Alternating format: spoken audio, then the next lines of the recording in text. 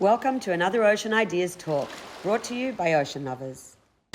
Now we are going to dive into an innovative talk with Australian National Maritime Museum archaeologist James Hunter to hear how he's using virtual reality to invite the public to explore shipwrecks and discover their mysteries. James Hunter is the Australian National Maritime Museum's curator of naval heritage and archaeology. He received his PhD in maritime archaeology from Flinders University and then in historical archaeology from the University of West Florida.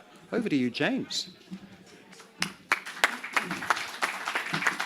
Thank you. All right.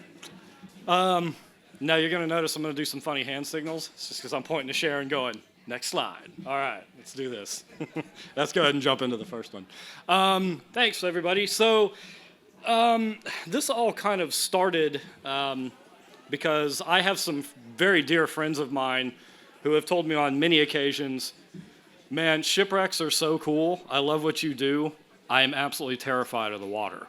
And they are. They're scared of the water. They have absolutely no interest in diving, snorkeling, getting anywhere near it. So we were talking about different ways that we could interpret and present shipwrecks to the public. And for those people who either don't want to get in the water intentionally or can't dive, not old enough, whatever, we thought, wouldn't it be cool if we could somehow develop a virtual reality experience for a shipwreck where people can actually interact with the wreck? And it just so happened around 2017, I was introduced to some people at UTS who in turn introduced me to a guy in Germany named Holger Deuter. And his big thing was virtual design and 3D imaging, that sort of thing. And all the other people at this meeting kind of weren't interested in this whole concept of VR shipwreck, but Holger was, and that was good because we got each other's attention and we started talking.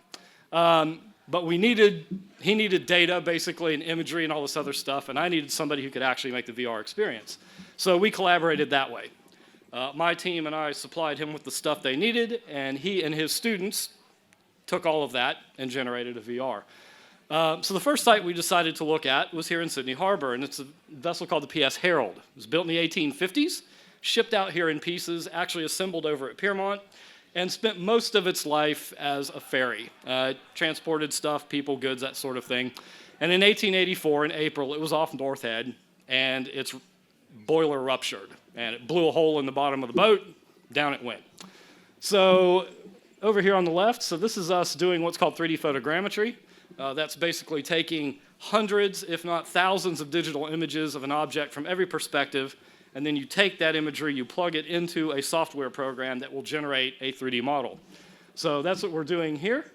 The wreck site's not very big. What's visible is only about 3 meters by 5 meters. It's in 27 meters of water, so more or less accessible, but we have a little bit of a bottom time limitation. So what you're seeing here is some of the imagery that we generated from those 3D photogrammetric surveys. Up at the top, that's all you can see of the wreck. It's the two boilers. There's part of the paddle wheel shaft that comes across and part of the engine sticking out. The rest of the wreck is completely buried under the seabed. But over there on your far right, that will give you an idea of what this thing looked like originally. That's a photograph of the Herald, taken around 1870, 1880. And you can see it was fairly small, not much to it. Unfortunately, that was the only bit of archival imagery we had. And so Holger's team had to develop a 3D model of this vessel on one photograph, and a lot of other archival information I found from other paddle steamers from that period. The good news was, though, they created this fantastic virtual environment. Sharon?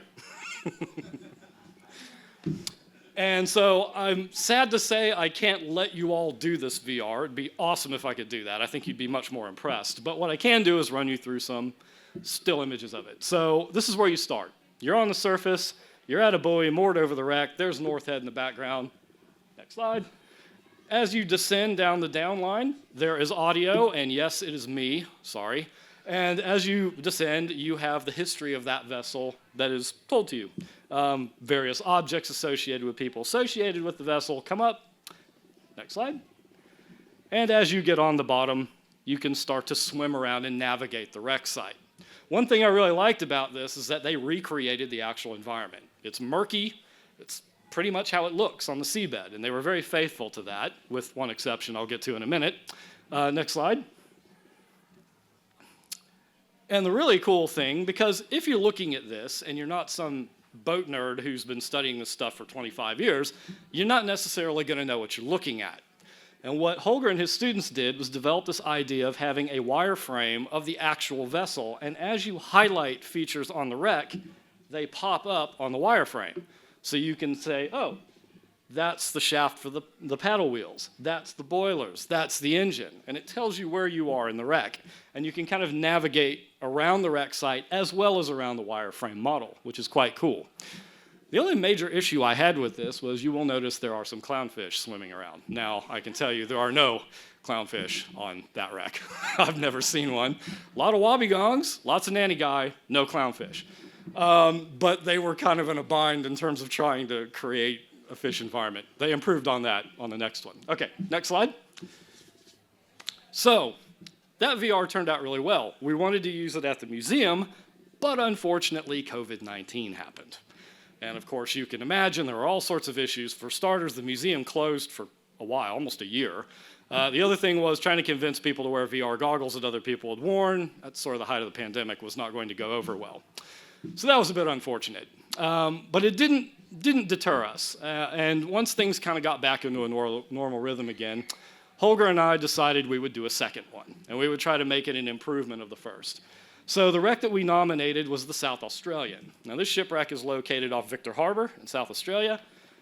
Completely different site environment. It's not in 27 meters, it's in 3. It's about 200 meters off the beach.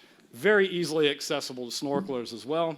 It is also the oldest known shipwreck in South Australia, which is quite exciting. So we did the same thing. We did 3D photogrammetry of the site. We recorded artifacts. We generated a site plan. We did archival research. And as with the Herald, South Australia was basically the same. That painting and that sketch underneath it are the only 2 known historical renderings of that ship. So that made it quite challenging and difficult to develop a 3D model. Okay, next one. So how this one works is you start on our survey boat, which was kind of cool. So they recreated the boat that we were diving off of. And as you're there, you hear audio, again me, sorry. And as that's happening, historical documents come up to the windshield and tell you about the ship's history and what it did. Next. Now, one of the other things that Holger and I worked on during COVID was a graphic novel, because we were just kind of on this creative bent. And he's a fantastic artist, as it turns out. So we decided to incorporate elements of that because it was about the shipwreck event. And so we put those in there as sort of cut paper animation, which is kind of fun, as the wrecking event's being explained. Next. And then you can navigate around the wreck site. You've got all these little audio areas that you can shine a flashlight on, and it will tell you about what that is. Next one. This time, too, they got the environment right, which I was pretty happy about. I got lots of images of all the fish and other critters on the wreck. They took all of that on board, and they generated a fairly faithful representation of that. The other cool thing is you can see bits of seagrass and stuff floating in the water column. So they've incorporated all that in, and it's pretty awesome. Like, having dived on the wreck myself many times, it's about as close as you're going to get to the real thing. Next. And we had a lot of artifacts on this wreck that we recovered. So what you can do is you can highlight the audio, and it will actually bring the artifact up, and it will spin around, and it will tell you what it is, where it came from, what it dates to, who manufactured it, and just kind of gives you an overall interpretation of the wreck. Next. We also generated a pretty decent 3D model of South Australian, and it will show you where you are in the wreck as you're navigating through. Next. And this was the one where they got me, because they were telling me they were working on something cool that I was going to enjoy. They actually, so at the end of the dive, you head up the downline, and you're on the deck of South Australian in 1837. And so that's what this is, and it's anchored where it was anchored right before the storm came up that wrecked it. And again, you can navigate through, and it'll tell you various things about the ship's history, whaling in South Australia, Aboriginal people, and all these different aspects that kind of tie into the history of this ship. And the good news is I'm doing an exhibition on South Australian that hopefully will open in July. The plan is we're going to try to incorporate this. We're still debating whether to do it as a headset or whether to do it with flat screen, a sort of a semicircular immersive environment. we've talked to the guys at UTS, and they've really been pioneering that stuff. So hopefully that's what we'll get to do. Thanks.